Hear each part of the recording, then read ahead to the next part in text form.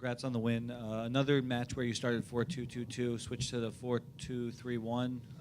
Why you're sticking with 4-2-2-2 at the beginning of matches if you seem to be switching throughout them? We started with a 4-2-3-1 tonight and the last game.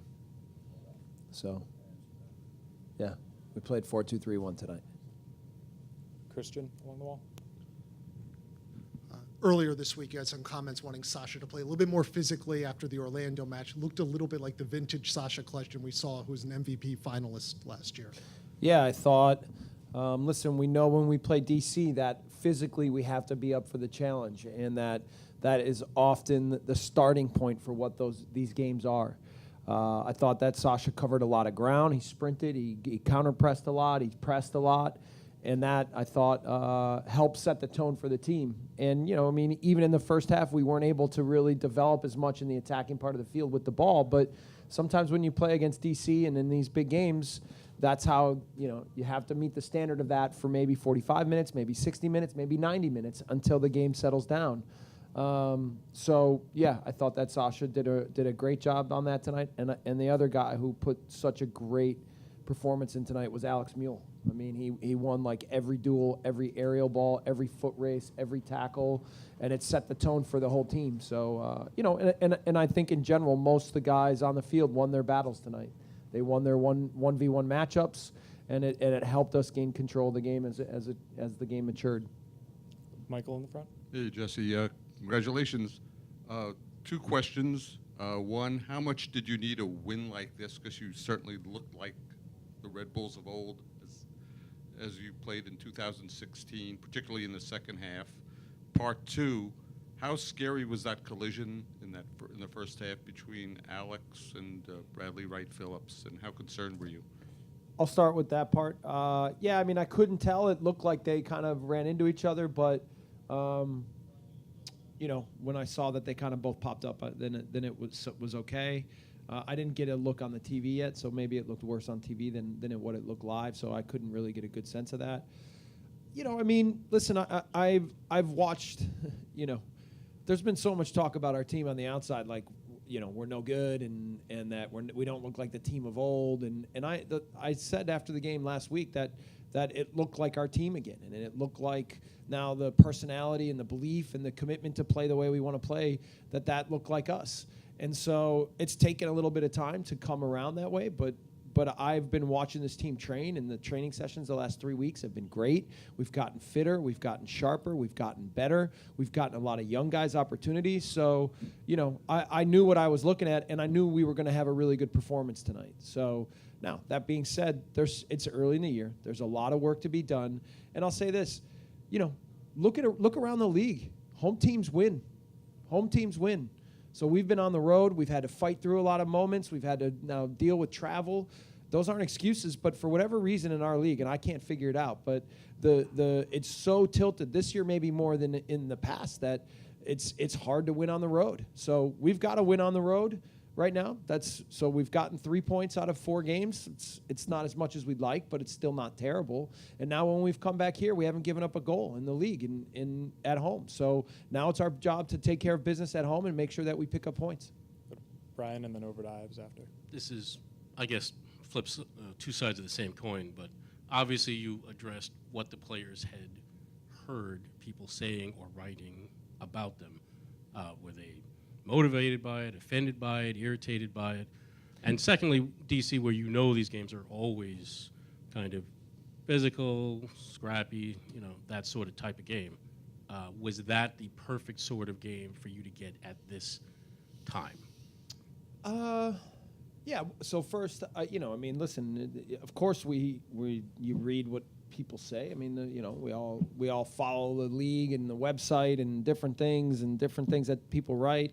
We were 1-6 last year, and people were writing us off. This year, there's been a lot of talk about different things, and listen, it's a new group a little bit, but. Again, I've seen things come together in a really good way, and we're always very measured about what results mean and what real progress means on a day-to-day basis. The second part was, tell me again, Brian? In terms of DC, where Yeah. Well, listen, like I said at the start, if you're not up for what the challenge is of playing against DC, Benny always does a very good job of making sure that his team is prepared and motivated and ready to fight and battle and claw. And we all know that that's the hallmark of often what Benny does with his teams, and I admire it. You know, I will always want a team that competes every night too. So I think that that's a compliment to Ben. It's a compliment to what DC is. And we know that when, especially in these rivalry games, that if we're not up for the challenge, we can just get cleaned up on the field. So that's always the starting point for this match. And if we can do that well, then we feel like we can start to play the way we want to play, and the game will settle down, and we'll find our way. Jesse, you touched on Alex a little bit earlier. What did you think of the performance of your two homegrowns, Tyler and Alex? And Tyler, coming off a bit of a rough game last week against Orlando, bounced back and look good. And how important is it to see homegrowns play well in this rivalry match that's always tough? I would disagree with Tyler not playing well last week. I thought he played well. I mean, so, you know, he lost the duel on the set piece, and then it winds up that you know, that people criticize him as having a bad game. But I thought he was good within the game, and everything from his passing to his duels to his head balls to, you know, little counter pressing moments, and he was good last week, and he was good again this week. So, you know, Tyler's showing some maturity and progress, which is really great to see. And now the other challenge is now also finding ways to give Sean Davis opportunities, because we still believe so deeply in Sean. So, you know, it's a balancing act that I got to figure out how to deal with, but you know, I think that both those guys are really going to continue to grow this year. Yeah, you know, we have a group of homegrowns that we don't. Right now, our homegrowns aren't just guys that we have on the roster because they're homegrowns. They're guys that we think have big futures, right, at this club and potentially, who knows, beyond. You know, and if I were to, this is something else, but you know, it was great to see our academy team do so well down in Dallas. You know, again, they won in shootouts today. And, you know, a lot of things get talked about, a lot of different clubs, and I'm not going to talk about anywhere else. But I think right now we are at the forefront of youth development. I don't think that anybody is building continuing to build academy the way that we are and continuing to invest. I think that our USL team is a clear conduit between the academy and our first team, and our USL team and our first team and our academy. We all play similar. There's a similar style. And I think that we're showing as a first team that we invest in homegrown players, and we invest in young players, and we invest in youth development. And so I think that when now people start to talk about all the different clubs, I can't believe that Red Bull's not considered one of the top, if not the top, because just by pure numbers and performance, and Matt Miazga going to Chelsea and everything else, like, people need to start to pay attention to the fact that there's a real effort here to try to invest in young talent, and that it's going to continue to pay dividends for us down the road. Can you give us an update on Mike Grella and Sebastian Veron? Gonzalo Veron is going to be training on Monday, and we think Mike Grella can potentially be on the field by the end of the week. So from a personnel, you know, with everything else, we're growing into the season, and now we know that we're going to get healthier here in the next week or so. So I think it sets us up to really now start to really push and gain momentum within the season. Go to Christian along the wall, and then we'll wrap up with one from Dan.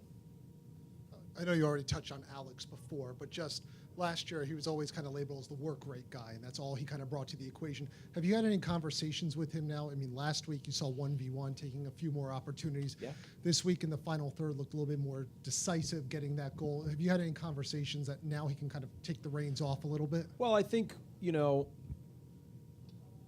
there's been some parts of the conversation that I wouldn't want to share, but I'll say this. Alex, he knows that his next step is more quality, right? And more goals, more assists, more chances.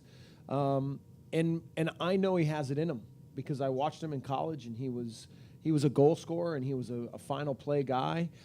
And I'll be honest, I underestimated the ability he has to run and compete and push on that end. So I know it's only a matter of time, and sometimes with young attacking players, they just need to get more into a comfort zone and more confident, and then the final plays will start to come. And Alex, I definitely put in that category. So I expect him to be much more productive from a goal scoring and assist perspective this year.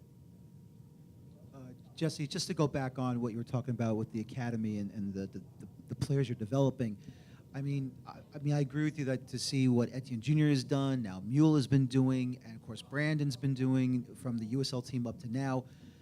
The truth is, who's safe on this MLS roster, because it looks like the kids are improving every single match. Yeah, and once we get our full complement of guys, I'm going to have some tough decisions, right? Because there's certain guys that are I think it's what I see in training every week. So it's not just performance in games; it's what I see in training. So I've got to figure out a way to kind of balance out given opportunities and continuing to challenge different guys. And the good news is that can also give some of our more established and older players a little bit of rest at the right times. So, even I took both Sacha and Bradley out tonight because I think we have to find a way to manage them physically so that they can still produce over a 10, 11-month season. So that's good. It's a good thing for us. It's a very good thing for us. Thank you. Thanks, Jesse, guys.